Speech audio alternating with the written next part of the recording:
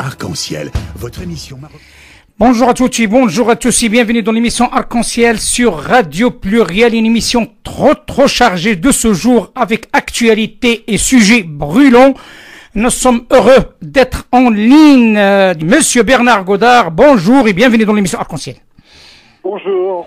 Bonjour et bienvenue dans cette émission que vous connaissez. Nous souhaitons à travers cette émission de faire un petit peu la lumière sur ce qui est en train de se passer, sur l'actualité dans un premier temps international, mais bien entendu le dossier qui nous concerne de près, l'islam en ou bien de France.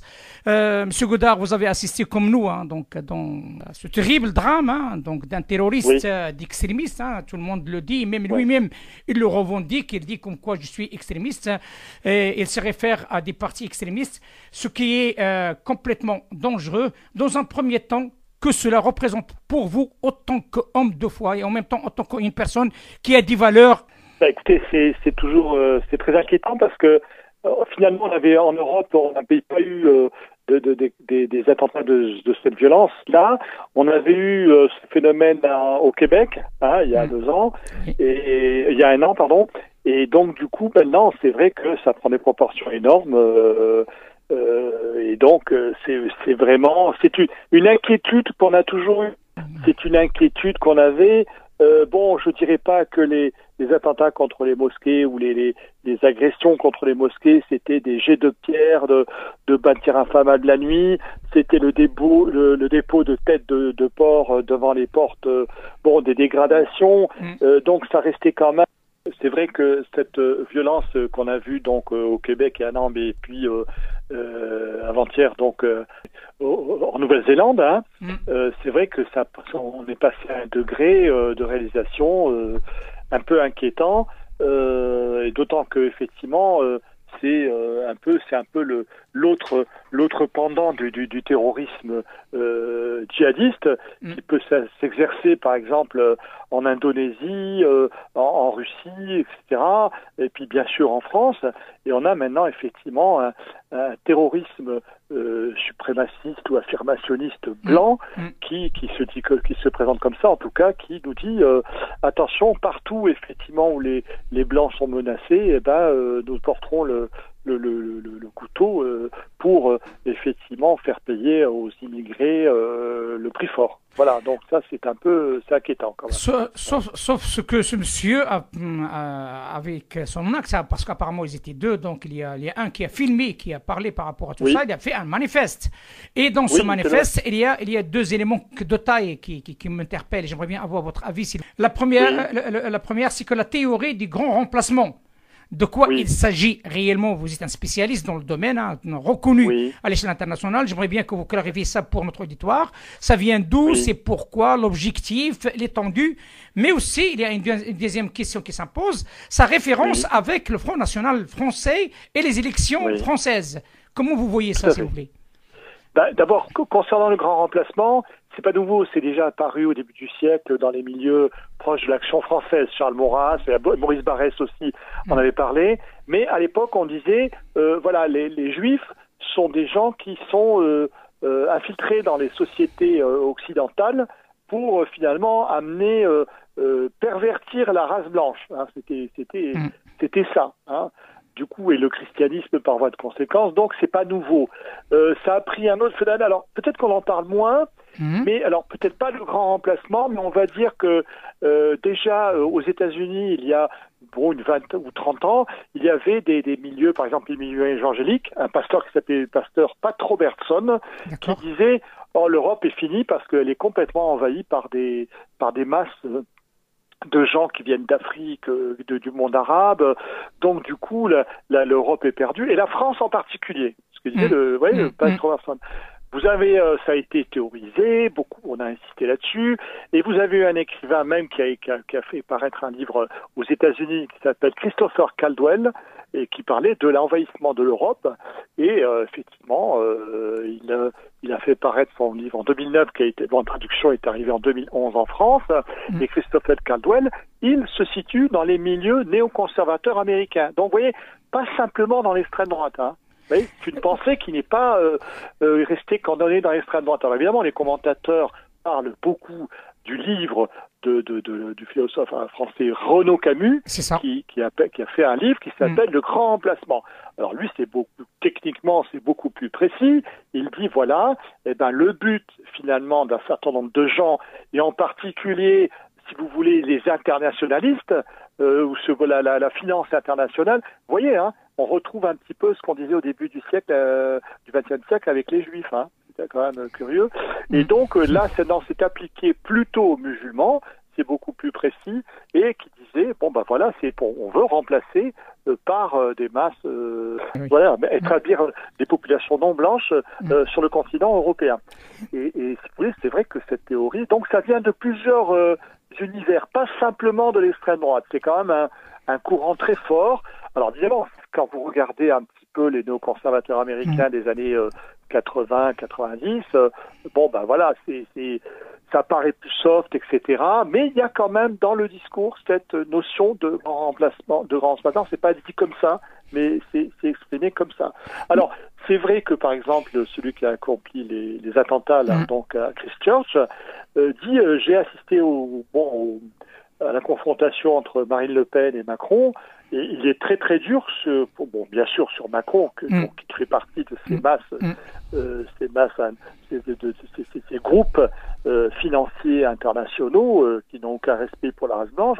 Mais Marine Le Pen est considérée comme une molle, quelqu'un de, vous voyez, pas tellement efficace, en disant effectivement, c'est l'extrême droite française représentée par Marine Le Pen, elle n'est pas très très efficace, elle est pas affirmative par rapport justement à l'envahissement et tout. Donc il lui reconnaît quand même certaines qualités entre guillemets, mais il dit il faut un discours beaucoup plus dur. Vous voyez ? Et ça c'est important parce que c'est des gens qui disent maintenant, on va pas rester quand même à se lamenter, etc. On va carrément agir. Et c'est dit, moi je veux agir. Et c'est ça qui est quand même inquiétant parce que pour le moment tout ça n'est pas coordonné par un mouvement vraiment précis, mais l'idée générale, l'idéologie générale, vous voyez, elle emprunte à plusieurs milieux. Hein. Alors donc faut pas, si vous cantonnez tout ça uniquement à l'ultra-droite, comme on souvent le fait, c'est un peu limitatif. C'est des gens dont l'imaginaire se nourrit dans beaucoup de choses qui, depuis 30 ans, donc circulent, et pas uniquement dans les milieux d'extrême droite. Mais la question qui s'impose, M. Bernard Godard, vu que vous connaissez ce dossier d'une manière assez importante, comment ça se fait cette façon de penser américaine? Et on sait pertinemment l'histoire des Américains. Eux aussi, ce sont des gens qui sont installés dans un pays qui était entre les mains des Indiens. Donc tout à fait. On est quelque part, mais à part ça, on attaque, d'après ce que vous m'expliquez aussi, la finance. Si on commence avec les musulmans, certainement on va arriver à toucher les juifs. C'est une raison qui est valable pour eux. Donc, moralité de l'histoire, on va commencer avec les plus faibles et après on réglera notre affaire avec les juifs. Et dans un récent passé qu'il ne faut pas l'oublier, Monsieur Godard, n'oublions pas ce qui s'est passé avec les nazis, n'oublions pas les l'Holocauste, n'oublions pas les drames qu'ils ont secoué le monde entier par rapport à cette communauté juive et que malheureusement on retrouve toujours les mêmes avec des néo-nazis, des personnalités qui demandent la suprématie de la race blanche. Comment peut-on, selon vous, combattre d'une manière main dans la main avec tous les composants de la société, et notamment française, bien entendu, parce que c'est elle qui mène un petit peu le débat sur ce sujet à travers l'Europe, et de montrer comme quoi les populistes n'ont rien à voir, ces extrémistes n'ont rien à voir avec un vivre ensemble apaisé. Et quel est votre point de vue, et c'est ma dernière question sur ce sujet, la présence du Monsieur Bannon sur le continent européen et cette avancée des populistes à travers l'Europe?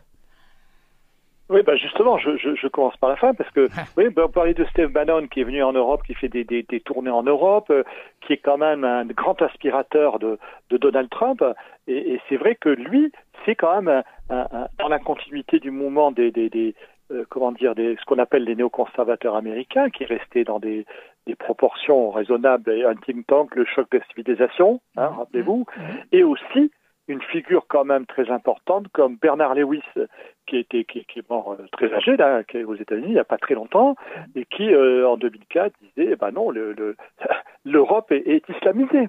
L'Europe est islamisée. C'est ce que disait Bernard Lewis, un intellectuel de haut niveau, qui était quand même qui avait joué un rôle important dans la connaissance de la Turquie, de l'Empire ottoman, et puis qui effectivement vers la fin de sa vie a été complètement dévoyé sur une voie effectivement d'emplacement. Il n'a pas parlé de grand remplacement, mais il disait l'Europe est islamisée.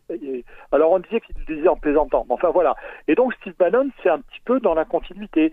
Steve Bannon, c'est effectivement l'aider Le Pen, aller voir d'autres, Orban en Hongrie, etc. L'Italie. Oui, en Italie, tout à fait, avec Salvini. Mais si vous voulez, le problème, c'est que la différence entre les populistes, elle est très mince. C'est-à-dire que ces populistes-là, si vous voulez, ils vont pas vous affirmer comme ça de but en blanc qu'il y a un grand remplacement et qu'il faut y faire face.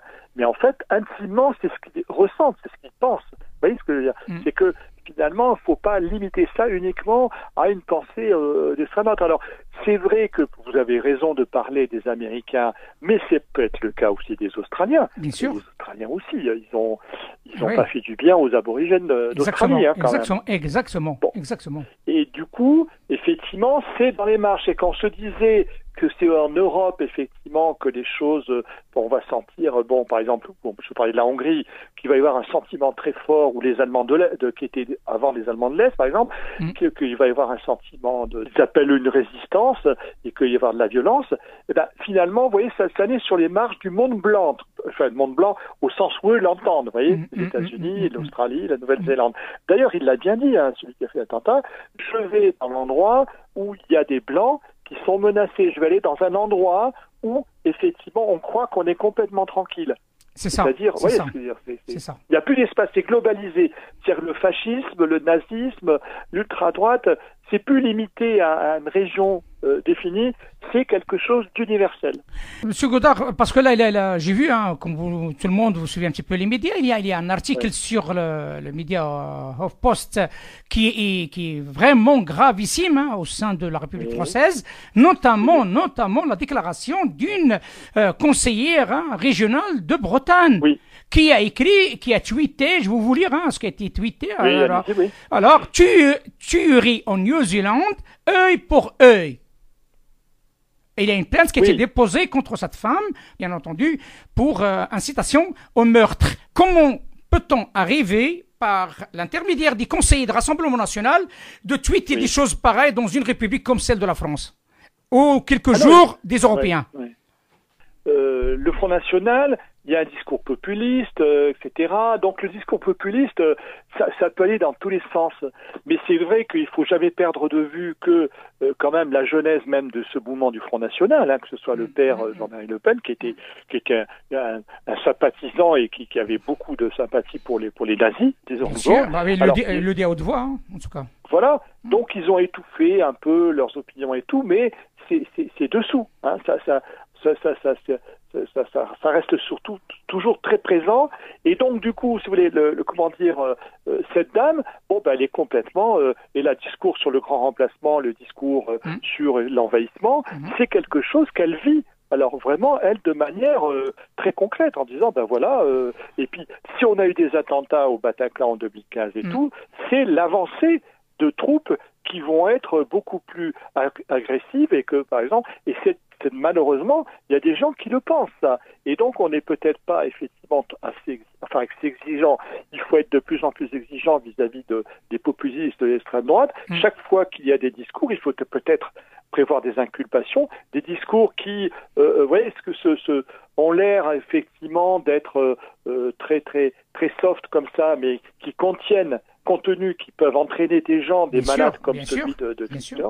Il faut effectivement, il faut peut-être envisager, non pas de condamner, mais tout de suite. Mais moi, je l'avais dit à l'époque sur le le livre de Houellebecq, Soumission, dans lequel il faisait... C'est un livre très dangereux. Alors on m'avait dit, oui, mais vous exagérez, c'est du roman. Oui, c'est du roman, mais c'est très dangereux parce que il accrédite l'idée qu'effectivement on est dans un envahissement et que finalement, voilà, il va y avoir... Alors il y a des gens chez lui, ça veut dire, l'Europe va être islamisée. Donc vous voyez, l'amalgame à chaque fois, hein, on évite la nuance, on est dans le système binaire, c'est bon ou c'est mauvais. Voilà. Donc du coup, il faut quand même commencer à se préparer à peut-être non seulement analyser, mais prévoir des instruments juridiques précis pour pouvoir dire ça suffit. Ouais. Bien sûr. Et un deuxième sujet, après cette introduction, comme vous l'avez bien dit, un attentat lâche contre des fidèles dans une mosquée, donc pour prier. Oui, et en plus, un vendredi, c'est même pas des gens qui étaient armés, des gens qui sont en train de prier. Et prier, tout le monde sait que ça veut dire la prière, soit dans une synagogue, soit dans une... prier, et ces gens-là, ils se font massacrer. Et surtout, il y a des enfants et des femmes. C'est horrible, il faut dire les choses telles qu'elles sont. Et nous le condamnons à travers cette émission, cet acte qui est lâche au sens propre du terme. Il y a un deuxième sujet qui est d'actualité avant d'arriver au sujet principal concernant l'islam. Ici en France, c'est les élections algériennes, M. Godard. Les élections algériennes, moi je l'appelle la petite rivière qui nous sépare entre l'Afrique du Nord et la France. Ce n'est pas une mer. Vous le savez, et vous savez pertinemment, la relation entre le Maghreb et la France, c'est une relation ancestrale. Chaque pays a son niveau, bien entendu, mais l'Algérie, c'est un cas à part. L'Algérie et sa relation avec la France. Comment vous voyez-vous cette discordance qui prend de l'ampleur entre la population civile et les élites qui gouvernent ce pays, soit politiques, soit militaires? Je pense que, on a vu que je crois que c'était hier soir, la récusation du Premier ministre Bedaoui, l'ancien ministre de l'Intérieur, c'est-à-dire que ce régime est quand même en fin de course complètement et il ne sait plus avoir des comportements pour y faire face. Il comptait sur Lakhdar Brahimi pour effectivement jouer le rôle un peu d'arbitre, mais apparemment Lakhdar Brahimi a l'air de reculer. Donc, si vous voulez, vraiment, même les gens qui auraient pu aider un peu, non pas à se faire surmonter ce régime, mais à trouver une solution, ils se retirent. Autre élément très important, c'est que je ne comprends pas la presse française, je ne comprends pas. Personne n'a parlé du chiffre. Alors on vous dit en Égypte, il y a eu 11 millions de personnes dans les rues pour la réaction par rapport 2 ans après l'arrivée de Morsi au pouvoir. On vous dit quand même des chiffres. Là, on dit quelques milliers. Alors moi, je suis désolé. C'est pas possible. C'est pas quelques milliers. Bon, moi j'ai entendu le chiffre de 16 millions. Je trouve que c'est un chiffre un peu exagéré quand même, mais peut-être que même si la vérité est entre les deux, ça fait au moins 10 millions, quoi. C'est ce que je veux dire. 10 millions de personnes dans les rues, c'est quasiment incroyable. C'est jamais vu dans ce pays. Et d'une manière civique, d'une manière très citoyenne. Tout à fait. Pas de casse, il n'y a rien. Il y a un bon enfant. Et par rapport à ce qui s'est passé hier, M. Godard, on voit la différence quand même. Ah ben oui, non mais là on est complètement dans un autre cadre et puis en même temps, si vous voulez, tout ce qu'on agite par rapport à l'islamisme, à la violence et tout, mais attendez, l'ensemble de ces gens et en particulier les jeunes, ceux qui avaient 25 ans et qui sont nés quand Boutef est arrivé au pouvoir, écoutez, ils sont en dehors de tout ça. Ils disaient bon, ça suffit, arrêtez de nous faire d'agiter le spectre de la violence djihadiste pour nous empêcher. Ça marche plus, ça. Mais c'est vrai que, si vous voulez, le système Boutef, ces dernières années en particulier, il a effectivement, il s'est attaqué au DRS, c'est-à-dire aux sécurités militaires, il s'est attaqué à différentes institutions. Bon, la société, la société politique algérienne a beaucoup changé. Elle a beaucoup changé. Maintenant, effectivement, le problème, c'est qu'il y a des partis, le Djilid, le Mouatana, enfin, vous voyez, des mouvements qui sont là, la société civile, bien sûr.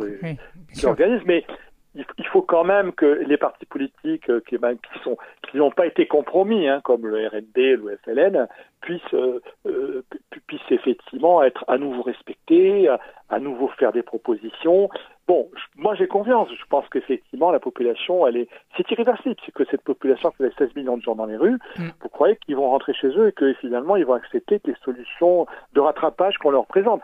Vous avez bien vu que la conférence de presse de la Mamra et Bedoui, ça a fait un flop. C'est-à-dire que maintenant, Bon, la seule peur qu'on peut avoir, c'est qu'effectivement, quelqu'un comme Gaïd Salah et puis des éléments dans l'armée soient tentés sur les conseils d'un certain nombre d'affairistes, dire bon, ben écoutez, on va faire entrer tout ça dans le rang. Ça va être difficile, parce que vous savez, les gens le disent, hein, depuis 62, c'est un phénomène on n'a jamais vu autant de gens dans les rues, autant de gens mobilisés depuis 62, c'est-à-dire depuis l'indépendance, quand même. C'est énorme, c'est énorme, et surtout, il y a une question qui s'impose. Pourquoi on n'intègre pas la société civile dans cette procédure de préparer une deuxième république ou cette procédure de paix civile au sein de l'Algérie? Pourquoi on n'implique pas la société civile, comme ça a été le cas dans d'autres pays, pour la préparation d'une nouvelle constitution? Oui, bien sûr. Je sais bien, par exemple, au Maroc, il y a eu la discussion pour la Constitution. Ça a été pas mal de gens que je connais d'ailleurs qui ont participé, qui sont de cette société civile. Ça a été quand même très important. Et je pense que simplement, au niveau algérien, il faut d'abord qu'il y ait une normalisation, il faut qu'il y ait une transition où soient représentés des gens complètement propres. Parce que les gens, ça y est, c'est fini, c'est irréversible. Ça a été très loin. À partir du moment où on a fait partie de gens qui ont été liés à la prévarication, au vol, c'est tout le bled Salihine, c'est quand même pas, c'est fort. Ça veut dire, c'est ça le mot d'ordre qui revient le plus souvent. Vous avez mangé le pays. C'est vraiment lourd de signification. Bien sûr. Bon, et il faut quand même arriver à ce qu'il y ait des gens crédibles qui soient en place. Et à ce moment-là, bon, la société civile, il y a des groupes, il y a beaucoup de groupes depuis quelques années. On n'en a pas parlé au moment où il y a eu ça bougeait beaucoup, mais il y a des groupes, le RAJ par exemple, RAJ, il y a des Mouattana, j'en ai parlé. Bon, il y a des gens qui sont quand même déjà impliqués et tout. Crédible, mais pour les associer, il faut que le pouvoir soit entre les mains d'un gouvernement de transition qui soit à peu près propre et qui soit crédible vis-à-vis de la masse des gens qui critiquent le système. Vous voyez, c'est pas simplement Bouteflika, c'est un peu, il y a un ensemble de gens qui sont tenus en suspicion. C'est ça la question. Eh bien, écoutez, à suivre. Hein. Donc, comme vous le savez, il y aura M. Dahman Abdelrahman, l'ancien conseiller, et aussi le franco-algérien qui connaît ce dossier d'une manière un peu interne. Et certainement, il nous donnera d'autres explications par rapport à M. Khadr Brahimi, par rapport à M. Bedawi, par rapport à ce qui se passe en Algérie. Il est plus qualifié quelque part, puisqu'il est algérien, il connaît un petit peu aussi ce qui se passe à l'intérieur. Il a visité ce pays avec M. Sarkozy, donc il connaît il sait ce qui se passe. Certainement, nous aurons quelques révélations, peut-être seront très intéressantes pour notre auditoire, mais il me reste un dernier sujet à traiter avec vous, puisque vous êtes le spécialiste. Ce n'est pas parce que vous êtes M. Godard, non, c'est la vérité, j'aimerais bien que vous le sachiez, je vous l'ai dit par téléphone, je vous le dis à haute voix, et je prends acte de ce que je dis, vous êtes une bibliothèque vivante par rapport à ce dossier de l'islam. Pourquoi, franchement, pourquoi une bibliothèque comme celle connue par M. Bernard Godard, qui connaît la quasi-totalité à 99,9% des acteurs de l'islam ici en France, on ne l'écoute pas. Pourquoi ça? Pour quelle raison, déjà? Ah, non, mais vous savez, parce que j'étais fonctionnaire, donc les fonctionnaires, quand ils arrivent que vous soyez préfet ou gendarme ou enseignant, quand vous arrivez à l'âge de retraite, on vous dit merci. Mais là, il y a une bibliothèque là. Il y a une bibliothèque, une banque de données assez importante. C'est que je commence à donner des noms. Vous avez connu l'Arbi Merchis, vous avez connu Khalil Merroun, vous avez connu Moussaoui, vous avez connu Dalil Boubaker, vous avez connu Anwar Kwibesh, tout le monde. Et vous avez ces gens-là, ils sont passés devant vous, ils vont en parler. Et on a constaté, c'est toujours les mêmes têtes qui sont là. Pourquoi? Oui. Écoutez, c'est simplement c'est ce qu'on connaît déjà depuis longtemps, c'est le divorce entre la mosquée et le musulman. C'est un peu simplifier les choses. C'est que finalement, le monde institutionnel musulman en Europe en général, mais en France en particulier, c'est comme en Europe, il a été fait par les anciens, etc. Et puis ensuite, certains ont fait les mosquées, tout ça c'est tout en leur honneur. Puis on surnagé des gens qui se sont accrochés au pouvoir et tout, qui ont utilisé le statut associatif pour se maintenir.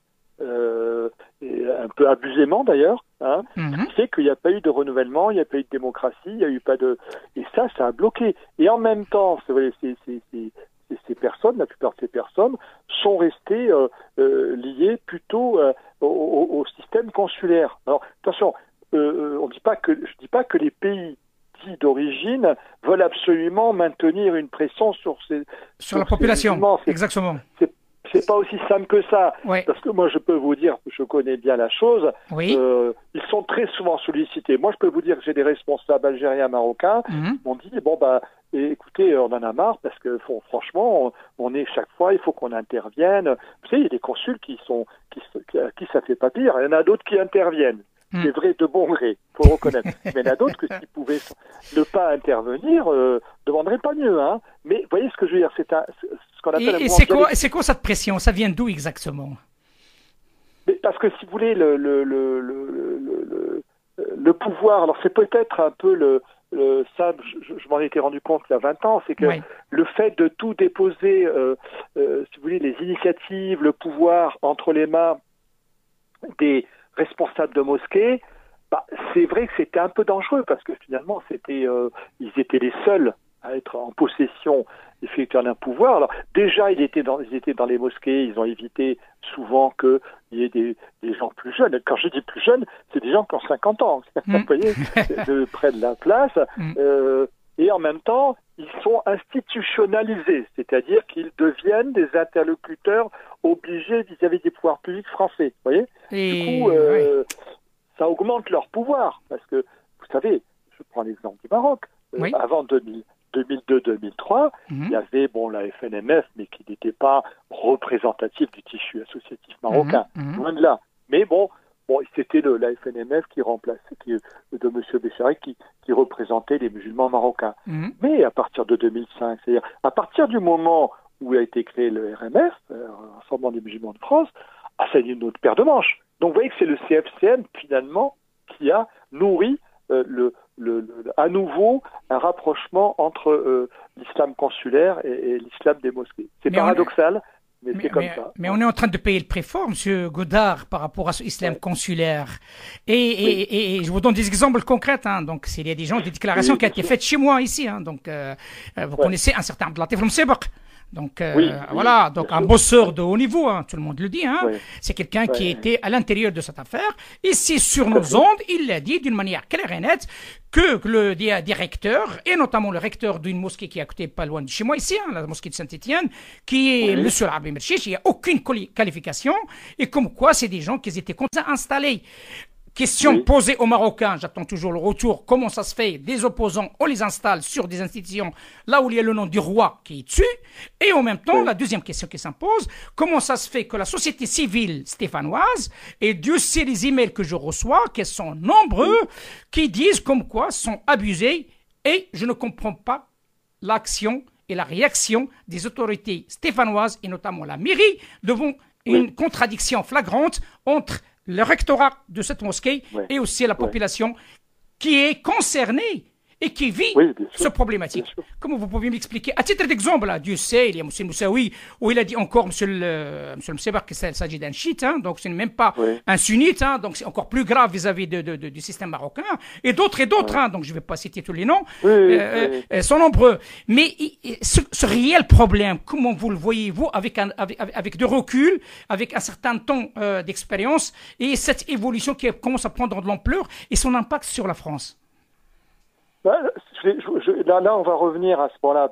Et l'exemple de Saint-Étienne, c'est tout à fait intéressant parce que ça illustre bien ce propos. C'est que l'entreprise, on attendait qu'il y ait un nouveau niveau d'initiative pour réformer le CFCM ou même pour contourner le CFCM et trouver une autre structure, etc. Ça se fait, il y a des initiatives, mais je pense que ce qui est très intéressant, c'est de savoir quelle est l'initiative de contourner la question directement et de dire, on va réformer la loi de 1905 ou on va l'amender. Alors pourquoi je vous dis ça? Parce que c'est le centre du problème. Bien sûr. Amender la loi de 1905, c'est revoir un petit peu, rajouter des éléments un peu plus directifs sur les associations cultuelles. Alors je vous explique. C'est-à-dire les associations, selon la loi de 1905, des associations cultuelles, elles sont comme des associations de la loi de 1901. C'est un peu...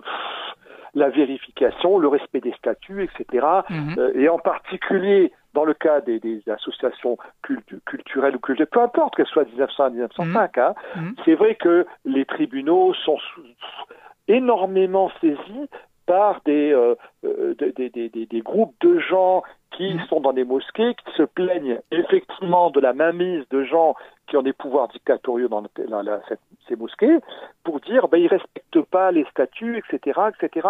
Et voilà, c'est là que c'est là que le bas blesse, et donc c'est là que ce qui est proposé par Macron et par le gouvernement, c'est de dire on va renforcer la transparence et le respect des statuts des associations. Je prends l'exemple de Saint-Étienne. Je me rappelle qu'il y a 5-6 ans, il y avait déjà ça tanguait beaucoup, et il y avait eu effectivement le conseil d'administration. Alors moi, je ne vais pas rentrer dans les détails, mais Arbi Marchiche a dû faire comme tout le monde. Il a dû manipuler les gens, pas respecter les statuts. Ça, c'est clairement présent. Mais maintenant, effectivement, il y a une proposition pour dire maintenant, attention, vous allez respecter les statuts. Toutes les décisions importantes prises au niveau d'une association, ça ne peut plus être simplement le fait d'un recteur, d'un soi-disant recteur ou d'un directeur, etc. Il faut que ce soit soumis au conseil d'administration dès qu'il y a un certain nombre de décisions de l'association. L'association, il faut aussi qu'elle procède à la légalité des élections régulières et tout, avec les mandats. Vous voyez, ce que je veux dire, c'est il y a tout un aspect qui paraît secondaire, mais qui est très important sur le fonctionnement normalisé des associations. Si vous respectez ce fonctionnement, normalement, des gens qui abusent de leur pouvoir et tout, on pourra progresser là-dedans.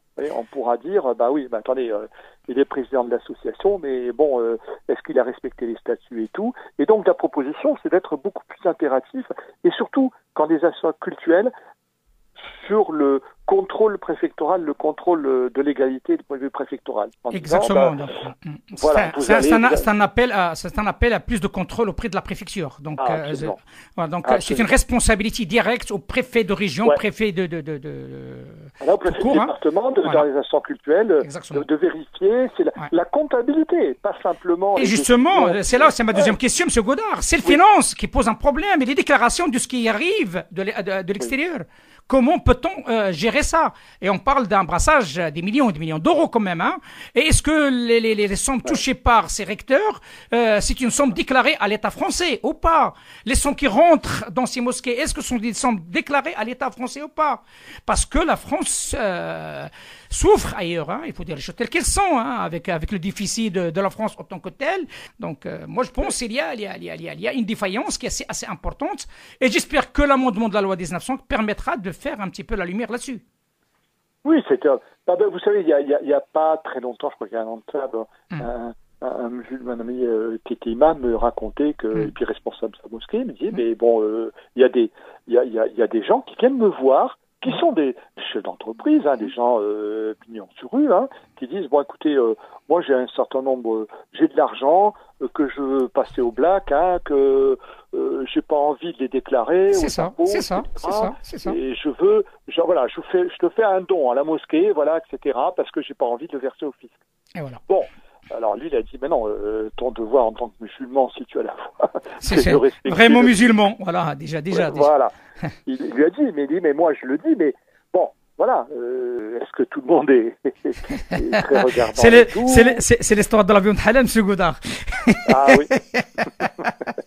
Du coup, c'est un exemple, entre autres. Vous savez, un autre m'a dit, le blanchiment, il m'a dit, mais attendez, quand vous avez des chèques, vous savez, avec le DRAC, en étant pour faire les dons au moment du Ramadan, par exemple, et tout, il dit quelquefois, ils vous disent, vous savez, il y a eu j'exagère, 10 000 euros, on a récolté 10 000 euros. Il y a quelqu'un m'a dit, mais oui, c'est possible, il y a quelqu'un, on jette, on met officiellement jusqu'à 5 000 euros dans le... Je vais vous raconter quelque chose qui m'a été dit par un fidèle musulman à Montpellier. Oui. Et vous savez, je dis la vérité, ni plus ni moins. Hein. Donc, ça m'a été raconté. Et ce n'est pas directement à moi personnellement. Ce monsieur, il est en train de parler dans une réunion avec d'autres personnes. Et fort heureusement, j'étais présent et j'ai entendu. Et après, j'ai posé la question à ce monsieur de quoi il s'agit réellement.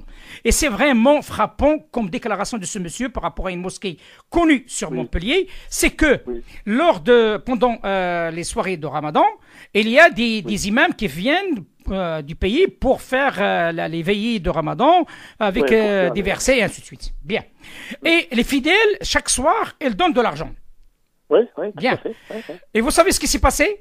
Ce monsieur il est en train de jurer, il est hors de lui, hein, il faut dire les choses telles sont. Le imam a demandé un pourcentage de la somme qui est rentrée durant le mois entier du mois de Ramadan. Eh ben. Il a demandé 15% de la somme, ça c'est le chiffre exact. 15% de 15 000 euros qui a été récolté pendant le mois de Ramadan. Alors où est le contrôle? Et pour qui c'est 15% de ce monsieur? Il l'amène à qui? Il l'adresse à qui? C'est la question que se pose. Est-ce que ce monsieur, il a le droit de demander de l'argent puisque c'est un imam qui vient du pays pour donner des... Alors, on est vraiment dans le souk religieux, comme ça a été sur le titre. Hein. Donc, c'est fatal quand même. Hein. Ah oui, mais là, vous voyez, il y a des procédés divers. C'est pour ça que, par exemple, dans l'amendement de loi 1905, on a rabaissé le seuil où il faut une déclaration, c'est 10 000 euros quand ça vient d'étrangers, etc. Il faut il faut les déclarer. Mais vous savez, bon, déjà dans la procédure de tenue de comptabilité, hein, parce qu'il y a des flux qui rentrent, qui sortent. Hein, si vous faites des travaux et c'est supérieur à la somme, alors où c'est que vous avez pris l'argent. Par ailleurs, s'il y a un conseil d'administration, il y a toujours une ou deux personnes qui vont être beaucoup circonspectes. Même si vous avez, entre guillemets, acheté, vous avez à votre main tout le conseil d'administration, il y a bien une ou deux personnes qui résistent. C'est comme ça que ça se passe, hein, de toute façon, de manière démocratique. Du coup, vous voyez, il faut en même temps amener un petit peu plus de vertu dans le fonctionnement de ces... Mais c'est vrai qu'on est aussi, mais c'est pas automatique, mais on est comme ça pour beaucoup de procédés pour essayer de donner de l'argent, voilà. Mais bon, ce qui était inquiétant, ce que me disait cet ami imam, c'est que un imam du pays, un imam du pays. Il a dit, disant quand il me disait, mais il vient me voir en me disant, mais il dit, je suis scandalisé, mais il faut que je lui explique, en disant, mais non, mais attends, c'est pas parce que tu donnes à la mosquée, parce que quelque part, psychologiquement, il dit, si je donne à la mosquée, je vole pas le fisc, je donne à la mosquée. Donc, même si j'ai pas donné au fisc, je suis pas coupable puisque j'ai donné à la mosquée. C'est halal. Oui, c'est halal. Attendez, voilà, c'est un exemple. Mais vous voyez, il y a comme cette somme de l'argent que vous avez pu obtenir de l'étranger. Alors, je vais pas rentrer dans les détails, mais que vous remettez par le biais effectivement de la quête, et comme ça, ni vu ni connu, tout ça c'est blanchi, etc. Vous voyez, c'est idiot parce que si à la marge, c'est pas 1 million d'euros, vous voyez ce que je veux dire, c'est pas. Mais voilà, on fait le cumul à travers tout le territoire. C'est ça qu'il faut voir, hein. Donc, il me reste une dernière question, si vous le permettez, M. Godard. Vous le savez, personnellement, j'ai énormément de monde qui m'attendent, mais la discussion avec vous, elle est très intéressante parce que vous êtes un homme de terrain.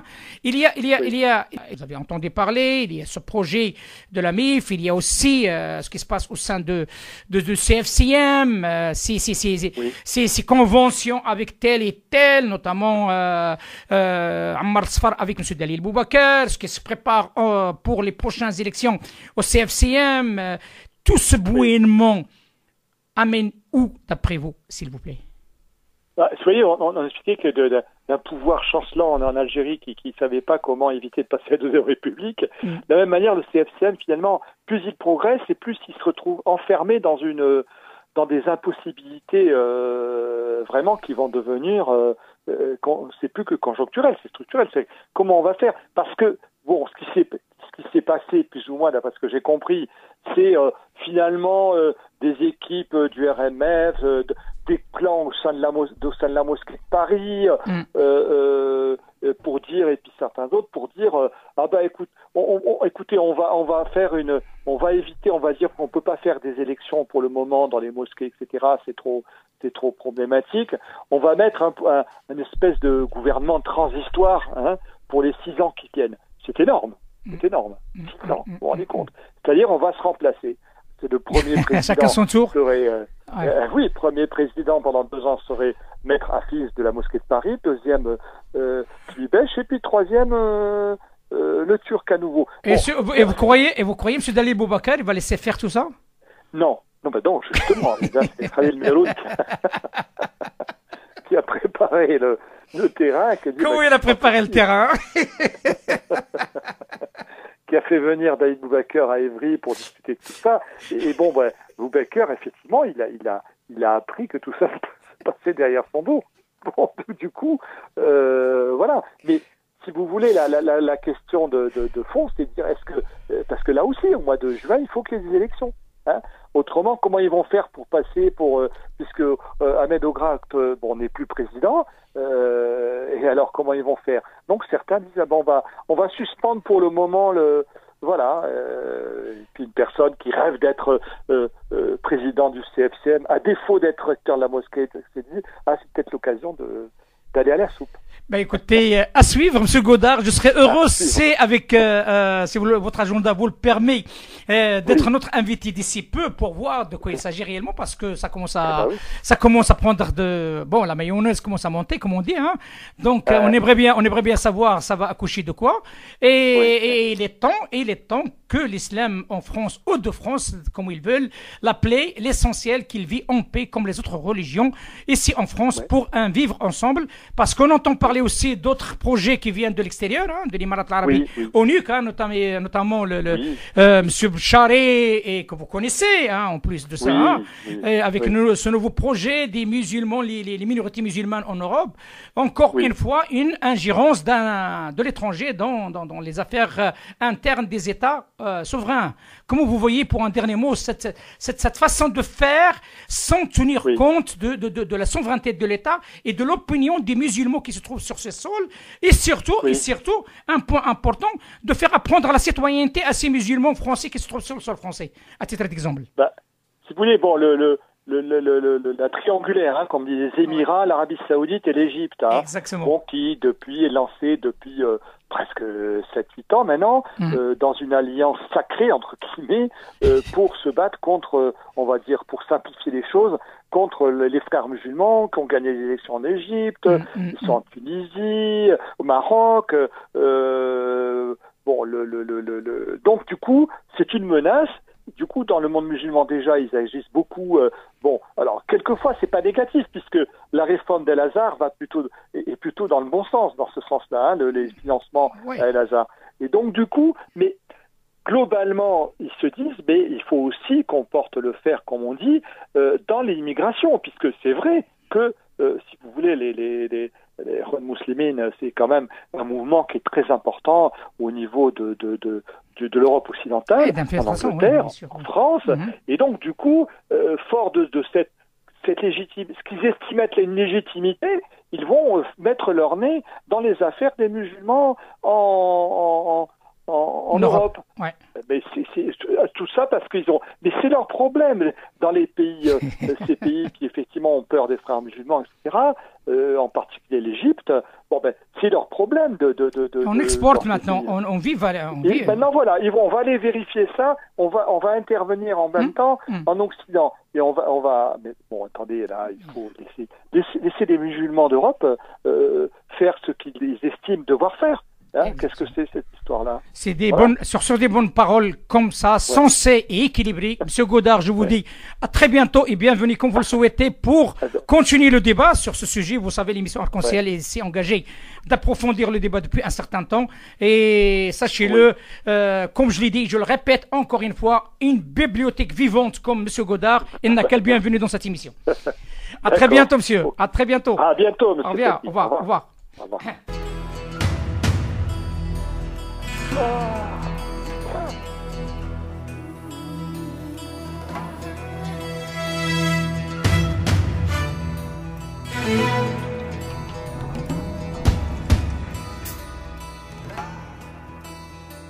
arc-en-ciel.